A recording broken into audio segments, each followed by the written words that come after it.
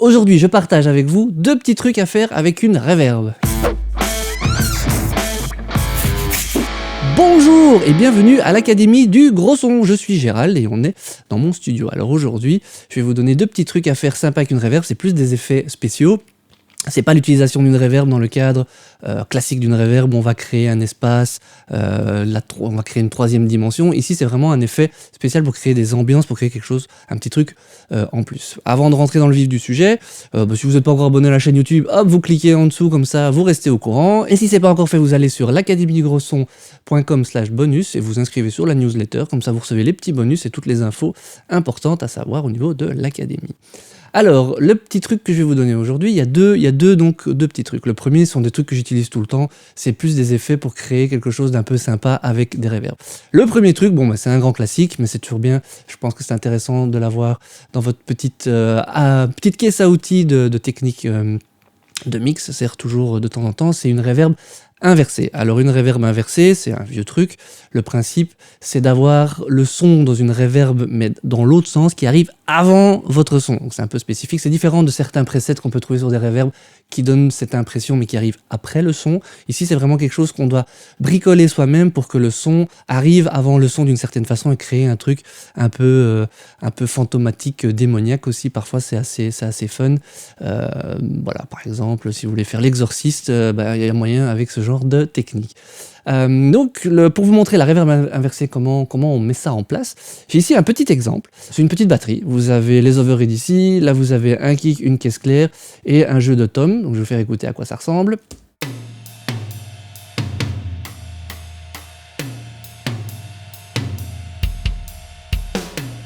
Voilà, il s'agit de quelque chose d'assez espacé, où vraiment il y a de l'espace, et justement entre les toms, on peut utiliser cette technique de reverb inversée. Donc sur les toms, ça peut être très fun. Alors pour faire cette technique, la première chose à faire, c'est de dupliquer la piste. Donc voilà, ici je viens de recréer à l'identique la piste ici en dessous, c'est exactement ma piste de tom à l'identique, je vous fais écouter ça. Voilà, donc c'est exactement la même que celle qui est au-dessus. Et alors ce que je vais faire, c'est que je vais aller chercher des petits plugins. Donc c'est un traitement qu'il va falloir faire sur l'audio directement. Et on va d'abord inverser toute la piste. Non, c'est quelque chose que vous trouvez un peu dans tous vos DAW. Cette possibilité, c'est quelque chose d'assez basique. Hop, voilà. Maintenant, toute ma piste de tom a été mise dans l'autre sens, a été inversée. Donc ça ressemble à ceci. En fait, vous allez avoir les attaques des toms à la fin du son.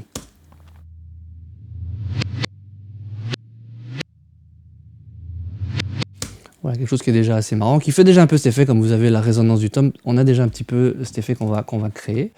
Ensuite, vous prenez une reverb au choix. Moi, je fais en général ça avec la reverb de Pro Tools de base, c'est assez sympa.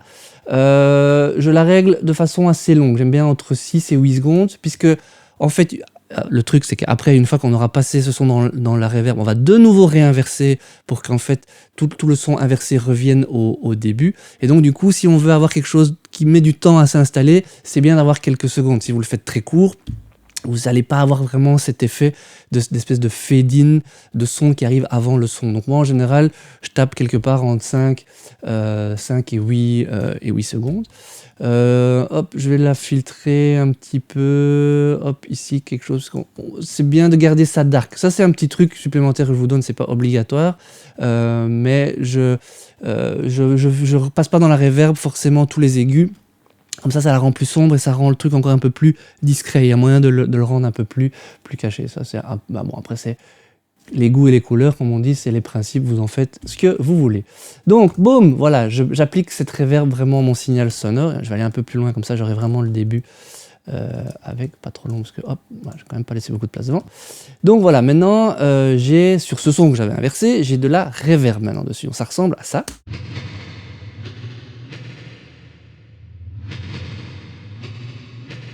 Et dernière opération, de nouveau, vous allez chercher votre petit plug qui vous permet d'inverser le son.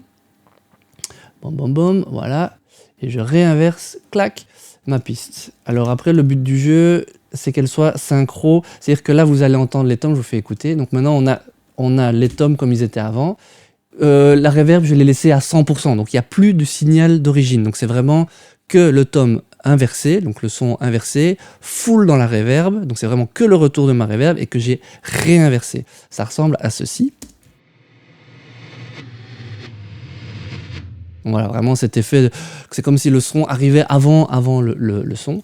Et après, il n'y a plus qu'à le synchroniser à vos tomes qui sont au-dessus. Donc mon attaque est plus ou moins ici. Alors soit vous essayez d'avoir quelque chose d'ultra synchro, ou soit de vous décaler un petit peu en fonction de ce que vous voulez qui se passe derrière l'attaque.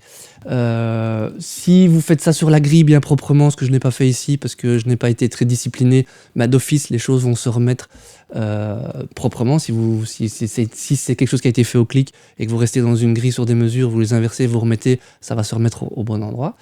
Donc ne faites pas comme moi si c'est ce que vous voulez faire. Et maintenant je vais mettre les deux ensemble. Donc il y aura le tome, la piste d'origine, et je vais venir maintenant doser cet effet dedans.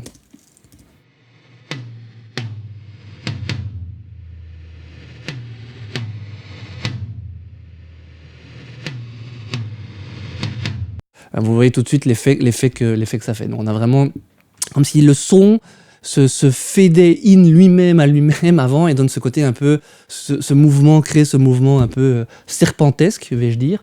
Maintenant on va mettre ça dans l'ensemble.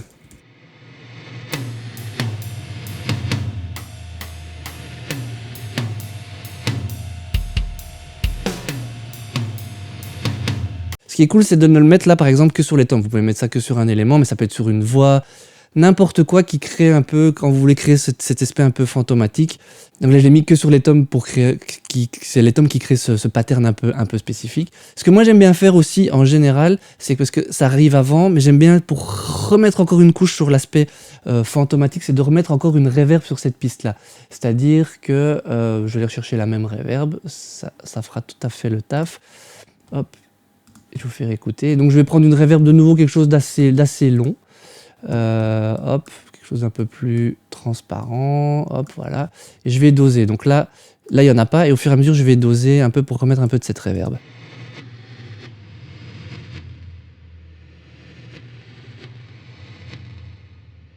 Voilà, donc ça monte, ça arrive au son du tome. Le tome s'arrête, mais il y a quand même encore ce petit truc derrière. Je vous fais écouter maintenant dans l'ensemble.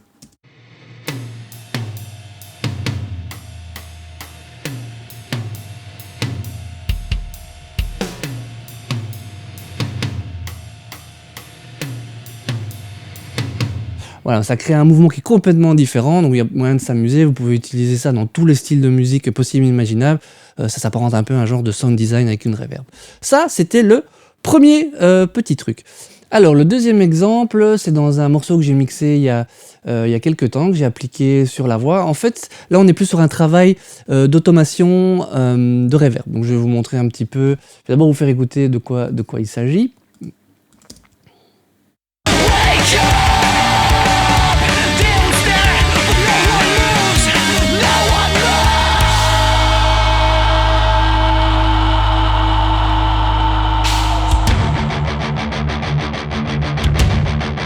Voilà, c'est cette voix à la fin qui est cette longue note tenue qui disparaît dans l'univers et au-delà. Ça, c'est quelque chose que j'utilise souvent. Donc, c'est quelque chose qui marche bien en général sur toutes les notes tenues qui servent un peu de transition ou qui partent vers rien, que vous voulez vraiment un peu envoyer comme dans l'espace. Alors pour faire ça, c'est quelque chose de simple. En fait, vous pourriez, si vous voulez vous amuser, envoyer ça à fond dans une reverb, mais l'effet ne sera pas tout à fait le même. Donc ici, pour faire ça, ce que je fais, donc vous avez la piste ici de chant, et alors dessus, elle est ici. Ce que j'ai fait, c'est que j'ai mis une reverb, toujours la même reverb de Pro Tools, pour ce genre de truc, ça marche bien. J'ai fait un petit réglage, donc comme je veux que ce soit très long derrière et que ce soit de nouveau un peu discret, donc j'ai mis 8 secondes de reverb. Et alors j'ai un peu cuté dans les aigus parce que je veux que ça devienne, que ce soit long mais ça devienne un peu dark et que ça laisse la place à la guitare qui arrive derrière. Et alors ce que j'ai fait, c'est que j'ai automatisé la fonction de mix.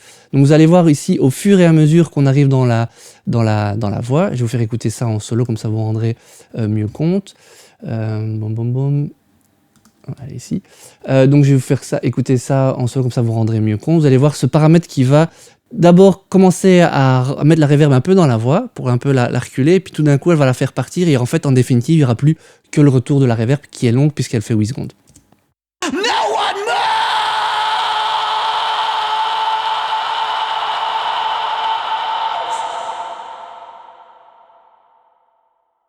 Voilà, du coup, j'ai une espèce de reverb qui aurait presque pu encore devenir plus long. Ce que j'ai fait, c'est qu'après, j'ai aussi automatisé le volume de la reverb, que vous pouvez voir ici. Voilà, après, j'ai pris le volume et je l'ai diminué pour rendre quelque chose, créer ça de façon vraiment organique. On aurait pu le faire vers un envoi de reverb, mais si vous aviez envoyé à fond vers une reverb, vous aurez la reverb, mais vous aurez toujours du son direct. Tandis qu'ici, en fait, à un moment, l'idée, c'est de ne plus avoir que le retour de la reverb pour créer ce truc vraiment très diffus, très ambianceuse, que vous pourrez faire aussi avec une reverb. Mais alors, c'est-à-dire qu'il faudrait l'envoyer en pré-fader, il faudrait diminuer le son direct. Voilà, ici, avec un bouton, vous pouvez vraiment, avec un seul bouton, créer ce mouvement et le faire en temps réel. Donc c'est ça qui est chouette. Vous pouvez le dessiner éventuellement, mais moi j'aime bien prendre le bouton à la souris, ou si vous avez un contrôleur, et vraiment faire ça en temps réel. C'est quelque chose qui rend beaucoup plus vivant. Et puis après, pareil avec le volume. Ça, c'est deux trucs que j'utilise, c'est deux détournements classiques de reverb, mais qui sont très efficaces et que j'utilise tout le temps et que voilà, je partage avec vous parce que je suis sûr que ça pourra vous servir à un moment ou à un autre dans vos prods. Pour le reste, eh bien, on se retrouve bientôt pour une nouvelle vidéo en duo avec André, et d'ici là, je vous invite à faire de la musique.